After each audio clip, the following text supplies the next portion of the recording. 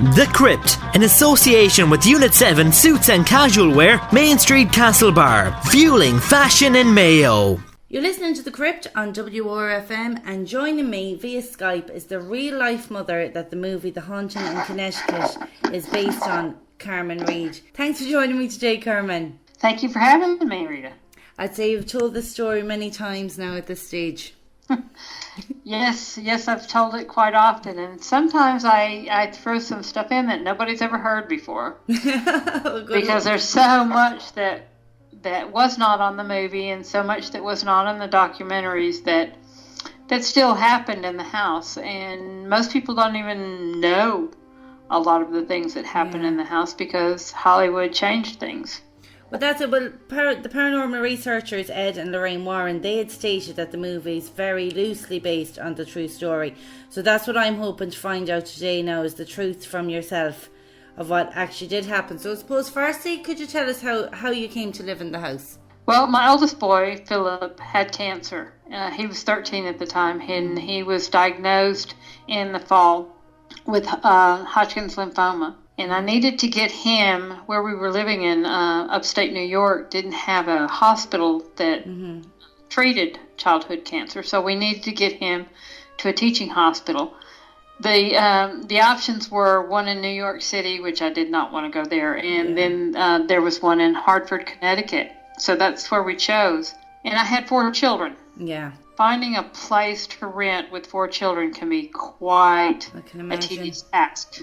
And very expensive too, I'd say. Very, very. The thing of it was, I happened to be driving by this house. It had a for rent sign, and I was going to look at a townhouse. And I stopped on the way back, and I rented the place. I only saw the upstairs because it was a 2-apartment home. It had been turned into 2 living spaces. Yeah. The one I saw upstairs was what I thought I was getting, but there had been a minister that the landlord had promised it to, and he hadn't heard from him in a while, so he wasn't sure he'd take it. Yeah. And all of a sudden he came back in, and I wound up getting the downstairs apartment, right, which was where the morgue was, and the viewing rooms for the funeral home. Did he tell you that when you were moving in, or was it a little after that you found that out? It was actually through a dream. I was told that it was a funeral home. No way. I've always been very in tune with my dreams, and one night I woke up from a sound sleep, and I said to my husband, I think I rented a funeral home. And he said, what made you think so? And I said, well, I don't know, I just dreamt it. And when we got the moving truck there, we didn't go back until we were moving in. When we got the moving truck there, I said, please, please, please go in and see. And he came out laughing, saying, how could you not know it was a funeral home? When you moved in, what kind of were the first signs of paranormal activity in the house? Well, Philip started hearing voices immediately. And it was calling his name. But now he was very sick and very close to death, and we weren't sure if he was going to make it or not. And he was the first one that started experience. The first experience I had, but I did not connect it to the paranormal, was the floor bleeding. That was so weird. Tell me about it. You must have freaked out. Well, I'm a very logical person. I'm a computer or educated as a computer tech. I'm not doing it any longer. But I'm a computer tech in my mind, and I was thinking logically, okay, the floor is red, the dye is coming off, it smells bad, what's going on here, you know? I was trying to reason it out. Trying to find the logical explanation. Right. I still do. Even if I go into a house today, I first look for the logical explanation for something, instead of just saying automatically it's paranormal. And like Philip was hearing the voices and that. In the movie, the character that was portraying your son, he was taking new drugs that was a trial drug for his cancer, and they were saying that he could have hallucinations from these drugs. Was that actually happening, your son, in real life? My son was receiving cobalt treatments, not a drug. Right. And the cobalt treatments is radiation bombarding his head, and they were saying no, it could not be caused. Yeah.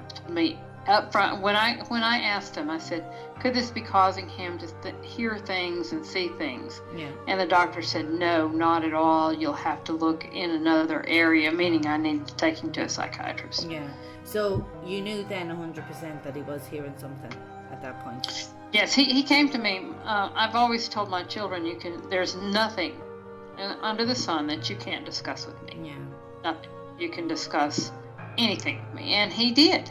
He came to me immediately with the voices. When I was in the kitchen mopping the floor, and I told him to go pick his bedroom, because I was giving him first dibs on the bedrooms. And he went down to look at the 2 bedrooms that were available, and I was mopping the floor with spick and span, and when it became a thick oozing, came between my toes. It was very nasty. It was very tacky. Yeah. And it had an odor to it, a bittersweet kind of odor. Mm-hmm. So it was oozing up between my toes, and it stained the top of my feet. It had to wear off. I couldn't wash it off. Okay. So I was looking at that, and I just wiped it up with paper towels, and I was perplexing over it, standing there with a towel in my hand, and I'm trying to figure out what in the world could be causing that and what I was doing wrong. And he came up to me, and he said, Mom, we have to leave this place right now. It's evil. And I told him, I said, son, this house is made of stone and plaster and brick and wood, and if it could talk, it probably could tell some great stories, but it cannot be evil. Evil lives in the hearts of man. And he turned and he said, you'll see, and he walked out. At this point in your life, would you have been a believer in the paranormal? No, at that time, I mean, in my younger years, I was a believer in the paranormal. I had lots of paranormal experiences as a child. Yeah. But as you grow, I was 35. I was busy with my life. I was a computer tech at the hospital. So the paranormal had escaped me. I didn't even think about it anymore. Yeah. Although I was intuitive. Yeah. I mean, I knew things, and I knew not to trust certain people, and that's why I really questioned myself after that, because why didn't I pick up on it? And like, what was the final straw in the house that you went and got help from Ed and Lorraine Warren? How did that come about? Well, I had put my son in a mental hospital. Right. And Philip was in the mental hospital, and on the way home, I was very angry. And I was very upset because he was crying and saying, Mama, don't leave me, don't leave me. And they were pushing me out. He was in a straitjacket, and they were pushing me out of this room. Oh, gosh, you have no idea. You have no idea. They were pushing me out of the room, and he always slept with his shoes. I mean, his shoes were the last thing he took off, and they were the first thing he put on, and they took his shoes away from him. So it was very traumatic for him. When they pushed me out, I was angry, and I pounded on the steering wheel on the way home, and I'm like, something has got to give, because I'm not going to do this to my son. Yeah. So I went down in the back. There were 2 stairwells that went into the basement, and one went directly into the morgue from my bedroom. And I went down those back stairs, and I sat on the bottom step, and I said, Art, you son of a gun. Only I used stronger language. I said, if you want to play, come play with me and leave my babies alone. And I sat there for a long time. The room turned really cold. I never saw anything. I felt an energy, but at that time I wasn't really versed enough to understand what I was feeling. So I thought nothing happened. And then as time went on, my niece, who had come to live with me, 2 of my nieces had come to live with me. The oldest one had been out on a date. Well, she come in late, about midnight or so. She went to bed, and she came knocking at the door, as she frequently did. She said, Aunt Carmen, it's happening again. And I grabbed my bedside Bible, and I went in, and I said, I'm going to find something in here to prove to these kids that there's no such thing as ghosts. Yeah. Well, I just happened to open it at Psalms 24, which is a very powerful, provocative verse in the paranormal. So I was reading from that, and she wrapped around me like a little monkey, as she often did, and I peeled her off, and I started reading louder and faster, and it happened again. She said, it's coming, can you feel it? And she wrapped around me again. I peeled her off. The 3rd time she did that, I saw under her nightshirt the perfect impression of a hand going up her shirt. And it went through the back wall, and it laughed this hideous laugh. And I scooped her up and ran into the dining room in a Catholic church. That must have been so scary. It was as if someone had taken my entire life's learning, dumped it on the floor. That's it. It must be amazing to witness something like that. It puts your whole belief system up in the air, doesn't it? Because you don't. It does. And it changes. I'd say it changes the way you look at the world too. Oh, absolutely. It's changed my entire life. It's changed my entire family's life. Mm-hmm. The thing of it is that we have a perspective. If we can touch it, feel it, see it, measure it, it's real. Anything else isn't real. Well, I learned that night that there are more things in this world than we know about. And I don't even feel like we have the right questions to ask. I've been studying for 22 years since this happened, and I still don't have all the answers. But that night continued and it escalated. That was just the beginning. This entity went out the window and followed us around the house. I called the church. They told us to say the rosary. Yeah. Well, Tammy was wearing the rosary around her neck. It levitated up off of her neck and shattered. And the beads were strewn across 2 rooms. Yeah. Well, I'm a Southern woman, and one of the things we need to do when I'm looking at this child and she's wanting me to protect her, and I don't have the answers, and I don't have the knowledge, and I don't know exactly what I need to do to protect her, I needed a few moments to collect myself, so I put on a pot of tea. Mm-hmm. That's the answer to many things. Same here. Put on a pot of tea, and I'm thinking, what the, Yeah. You can fill in the blanks any way you choose. But at that time, she says, Aunt Carmen, it's coming again. And I'm in the kitchen just putting on the pot of tea. And she rushes towards me, and I rush toward her, and I wrap around her. And we're engulfed in this black cloud thing. And I'm really kind of crazy. I'm like, okay, it has no temperature. I can't feel it on my skin. It doesn't have an odor. Yeah. I'm doing the logical things that my mind does. I was so confused at that point, Rita, that I couldn't tell you which direction in the kitchen I was facing because the confusion had just come. They call it diabolical confusion, and I never experienced it prior to that night. Mm-hmm. I was so confused I could not say the Lord's Prayer, and I knew how to say that from the day I could walk or talk. So when it finally released us, I ran into the bedroom and jumped on the bed, and I told my husband that the house was haunted. And he kicked us out of the bedroom. And that's when I called the Warrens. But that night got worse. That night got worse. That must have been petrifying. And then did Ed and Lorraine, I suppose, would the word be exorcise the house? Or what did they do to help you? Ed and Lorraine came in and they researched. And they advised me. They gave me words. They gave me a vocabulary. They gave me knowledge. Mm-hmm. They gave me direction, which is the most important thing they could have done to me. I mean, it was my battle. I had to fight it. Yeah. Nobody can do this for you. And that's one of the biggest problems people have is they think that somebody can come in and give you a magic pill and everything's going to change. Yeah. This is a self-discovery battle that you have to take every step on your own. Now, people can direct you, tell you where to find the knowledge, but you have to do it yourself. And that's what I had to do. And I got in touch with the Catholic Church, and they sent several priests out. The very first one was a marvelous man, but he was not trained in that field. And he sent an exorcist in, and the exorcist came under attack, and then he referred another one that finally did the exorcism, but it took 9.5 weeks. Oh my goodness. So that's another part of the movie then. The case, the reverend that was in it that the child had met in the hospital, that part was fictionalized. The movie, to some extent, the entire precursor was fiction. Yeah. I mean, Mr. Ackerman and all of that was completely fiction.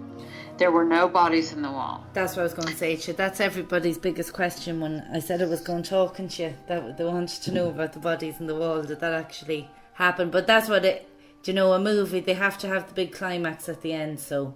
Well, the climax was pretty amazing. The one that really happened was pretty amazing. But the thing of it is that they wanted to do it their way. And I mean, they take, when you sign a contract, they take literary literary licenses, and there's not much you can do about it.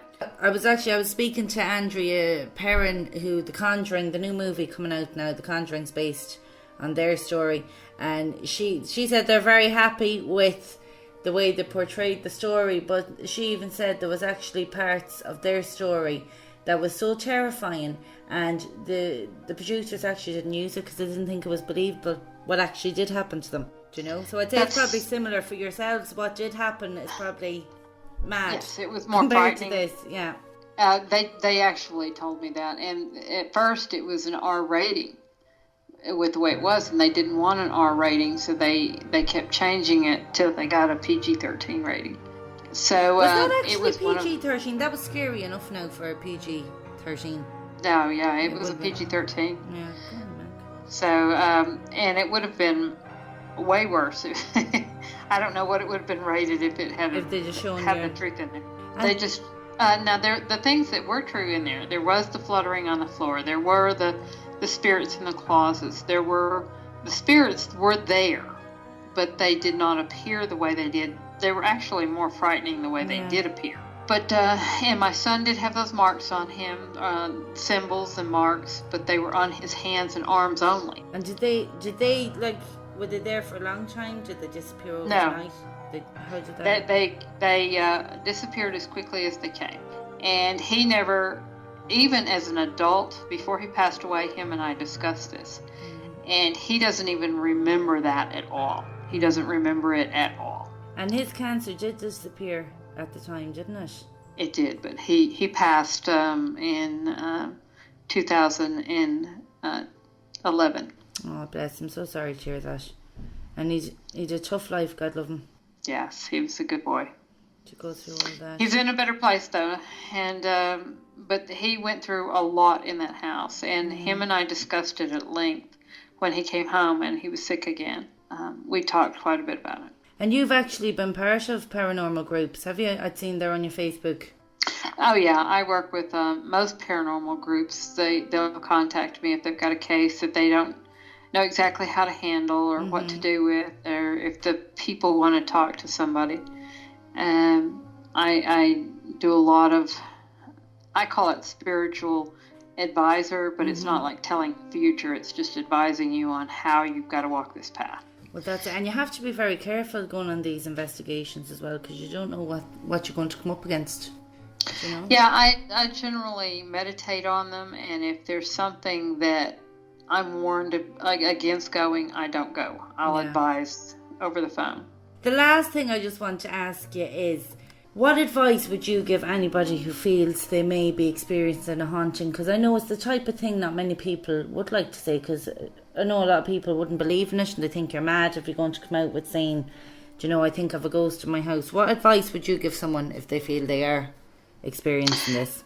If it's just a human spirit, generally, if they're rapping and doing non-harming things, just making a lot of noise or moving things around, generally, if you tell a human spirit, look, this is my house now, you're no longer of this world, you're welcome to stay as long as you be nice and behave yourself, they generally will do that. But that's been my experience anyway. If you will tell them, please don't frighten the children, what you're doing is frightening the children, they'll stop. If it's a human spirit now, if you're dealing with non-human spirits, you need to go through your clergy or whatever your belief system is. There's generally something that can help you with that. Yeah, human spirits, I mean, they're human. They will comply generally. I mean, you'll occasionally get a mean old man or a mean old lady that'll be a little obstinate, but generally if you ask them or you explain their situation, they will calm it down. Well, listen, Carmen, thank you so much for your time, and I'm delighted now to hear the true facts of what actually happened for the haunting in Connecticut. Well, thank you very much, Rita, for having me. No problem. Thank you. The Crypt, in association with Unit 7 Suits and Casual Wear, Main Street Castlebar, fueling fashion in Mayo.